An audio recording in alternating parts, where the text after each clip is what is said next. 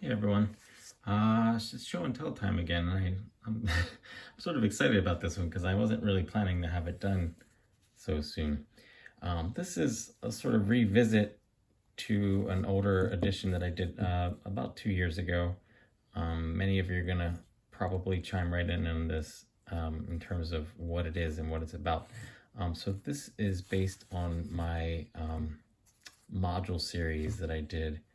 That was just sort of exploring sort of ideas around geometric art and just sort of playing with magnets too, because everyone agrees that magnets are fun. But there was, I've been sort of, I've been working on my book for the last 2 years too, and part of that process has made me sort of a little reflective. And as I was going through it and refining things and writing about all the different projects I've worked on over the years, this one kind of stuck out because it's one that I sort of had a regret in the sense that I wasn't ambitious enough, I think, is what it boils down to. And so to rectify that, I went back. So the original module series was these three guys. Each one is based on around a platonic solid and the sort of angles and facets of that particular solid. So we have a tetrahedron, hexahedron, and an octahedron. And each one of these sort of played out in its own interesting way. But if you follow that progression forward, the next one in the line is a dodecahedron. And at the time, I thought, a dodecahedron has 12 faces, and that's a lot of parts. And I kind of, from a design perspective, just felt like not only was it going to be a little tedious, it was one of those things where you start to get too many elements. You can't tell the forest for the trees anymore.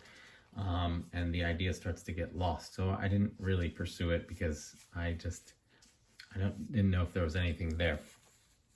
But the more I thought about it, and sort of as I was writing this book, I thought that there actually is there was a missed opportunity in the sense that I don't have to adhere to that as strictly as I initially thought.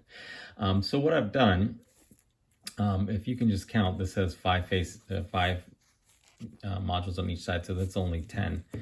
So it's not really a true representation of a dodecahedron because I have omitted 2 faces. For this to be a true 12-sided form, it would have a module on each side here and here. But even in machining, though everything tends to be symmetrical, in breaking different kinds of symmetry, you can create opportunities for new compositions and new formats. So basically what I've done is I broke the symmetry of that shape and created this new shape with a really interesting interior. And to do that was pretty simple. If this was going to be a true dodecahedron, this would have 5 magnets, so there'd be a 5th hole here. Instead, I've omitted that and made this an asymmetrical module and created an interesting detail in its place that I could highlight here.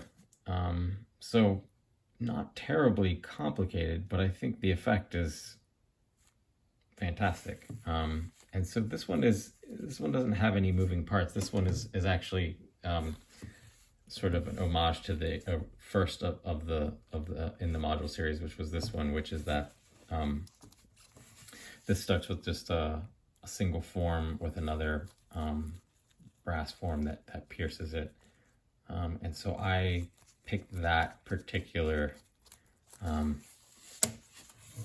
element and just sort of reworked it into something new. So this is the same idea. It's a ball-shaped module with another element that pierces it. So the whole design is really just 2 parts,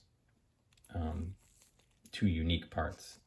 And then one of the challenges of making a module piece like this for a dodecahedron is that if I were to have done all 12 faces, that would mean each of these modules would have 5 magnets.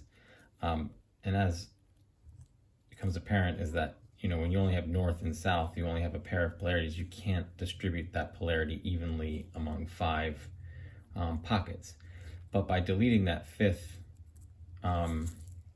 element, you can map it evenly. So what you end up with is that you actually end up with 2 halves where the polarity is mapped.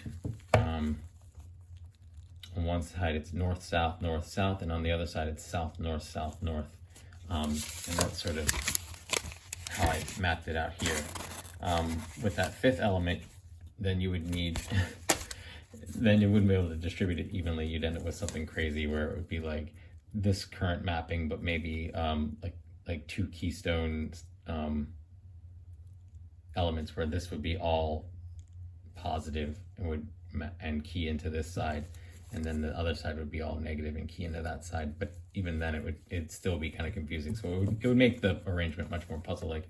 Whereas in this case, you get something a little more elegant. And I think that is exactly sort of what I go for in terms of finding solutions is our opposing polarities. So you can't attach modules from the opposing side. They're mirrored, so they don't align.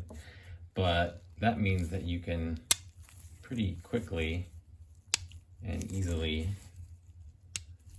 arrange these on each face. So you can just match that pair, so you have one face there, and then do the other side.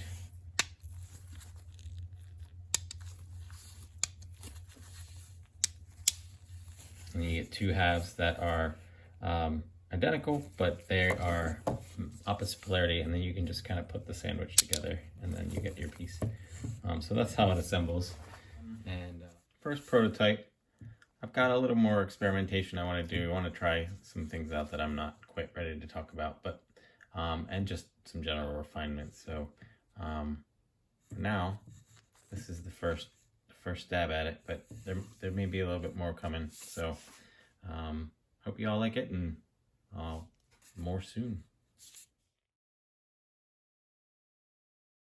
A lot of fun, but you have to kind of be a little careful that you don't let these modules get together in a catastrophic way. Nope, I did it.